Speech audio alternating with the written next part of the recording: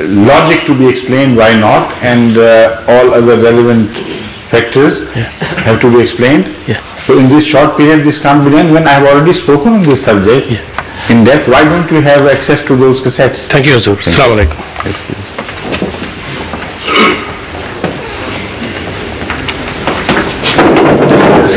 A woman can lead to women, of course, the prayer to women and children, but not to men. There are reasons I have explained. Right. Assalamu alaikum from Gillingham. There are two dates in the Christian calendar that have always been steeped in controversy. That is the birth of Christ and the supposed death of Christ. Yes. Now the birth of Christ has a specific date, the 25th of December, which even the Christians admit is a day of conveniency. That's right. But the Easter one, because we live in this country and our friends celebrate this event, there is no fixed date for this. Now, are you talking of nativity or No. the death?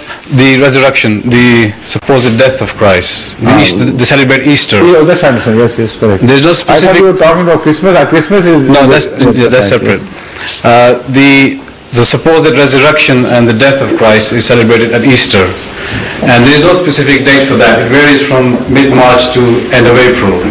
Now I've spoken to some Christian friends, and they say it is according to the lunar calendar. If that was the case, then that would mean that the Easter should come 10 days earlier every year, as does Ramadan.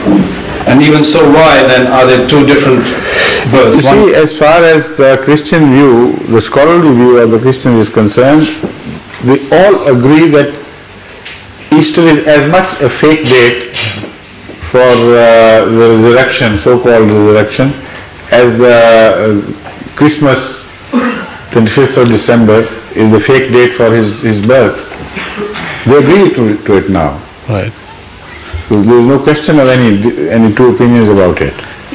Could I be permitted to ask something else? Just came up on the gold question. On his reading the book of Hadhrat Muhammad sallallahu alaihi wasallam, on his deathbed, he just realized that he had some gold in his possession, and he asked one of his companions to go and fetch the gold so that he could distribute it. So that he said it wasn't commendable that he should die with gold in his possession. You see, that gold was the gold of zakat or sadaqah, etc., which was not his personal possession.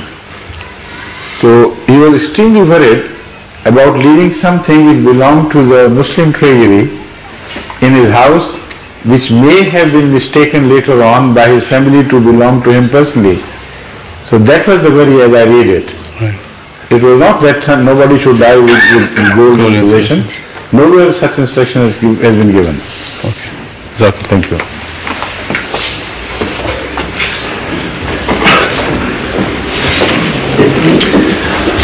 So my name is Mark Cocker. I'm from a church in Slough, and I'm here as a guest of Jamal. I would like to ask you how you respond to the prophetic teachings that we find right through the Bible that indicate that Jesus was to die. For example, we read in Isaiah chapter 53 of the suffering servant who was silent before his accusers and who was smitten for the transgressions of many. And we read also in that chapter that it's by his stripes that we're healed. And then we come to the Psalm 22, where it is prophesied that the Roman soldiers would cast lots for the clothing of Jesus, which actually happened when he was crucified.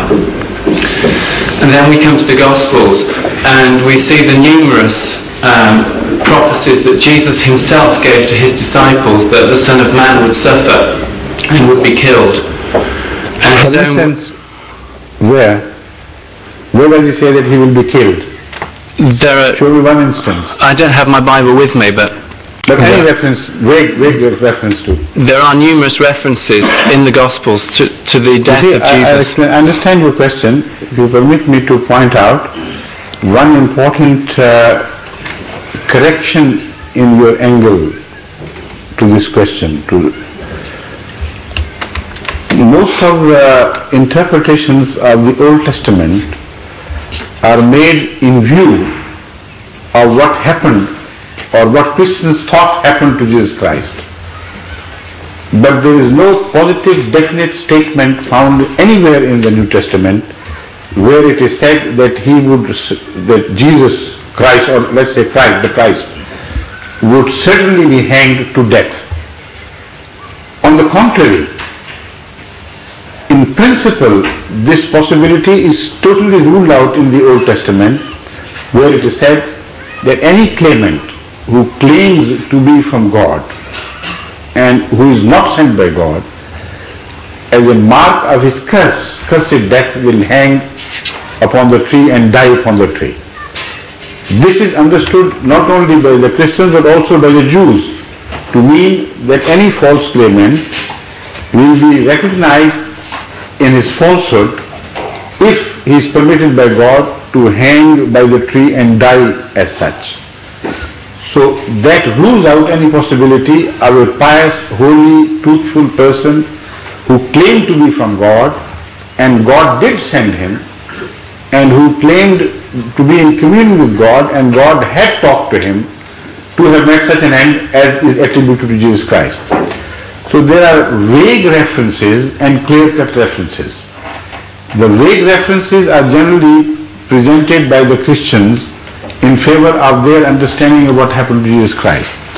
But they forget one thing, that what Jesus himself said about himself in particular was totally contradictory to their inference of the Old Testament. There are 2 or 3 very important points which were clearly laid, the 2 statements of Jesus Christ, which were clearly laid down by him, which predicted the events to take place. Number 1, he pointed out that people of this age require from me a miracle. Now the wordings are mine, of course, but I am just referring to the verses. No miracle will be given unto them but the miracle of Jonah. Now what was the miracle of Jonah? The miracle of Jonah is not a controversial miracle. Both by the Jews and the Christians it was equally understood to mean that Jonah went through a situation in life which would have most probably resulted into his death. By commonly known human experience, he should not have survived that situation. But he remained alive throughout that period, and it was a case of survival of Jonah, not a revival of Jonah. So the central to that miracle is not the issue of revival but the issue of survival. So how could Christ be taken to be true in that claim if the similar thing had not happened to him? The second thing which he said was, which is also very important and which should be emphasized in this context, that he mentioned where he would go afterwards. And he mentioned clearly that he would leave them and go to the lost sheep of Israel. Correct or wrong? I'm not aware that it says that in the Bible. But if you read your Bible, you will find this exactly mentioned. He said that he would go to the lost sheep of Israel. Now, all commentators understand the word sheep to mean the house of Israel, the tribes of Israel, who had earlier migrated from the lands of Judea and Palestine. Now, the history, which again is not controversial, this is accepted history by all the scholars, tells us that out of the 12 tribes of Israel, only 2 had remained in the land of Palestine when Jesus Christ appeared. And 10 of the 12 tribes, about 200 years ago or so, had been dispersed throughout the world. So when he said he would go to the lost sheep of Israel, we know positively that he did not undertake any such journey between the time of the statement and the time of crucifixion. The period